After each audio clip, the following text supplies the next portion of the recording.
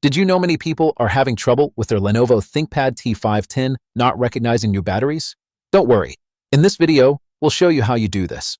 Let's start. Step 1. Check installation. First, make sure the battery pack is installed correctly. Remove it, then securely reinsert it, ensuring the battery latch is in the lock position. Step 2. Cool the battery.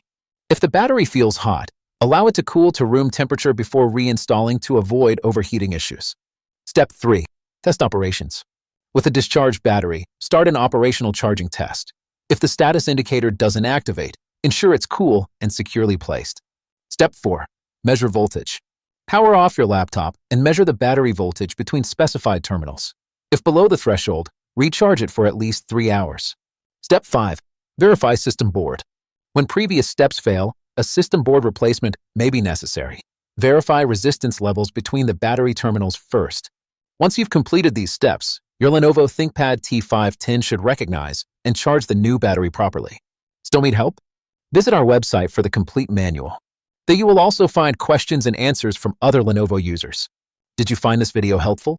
By subscribing, you help us continue to answer users' questions. So, subscribe to our channel. Thanks for watching, and see you in the next video.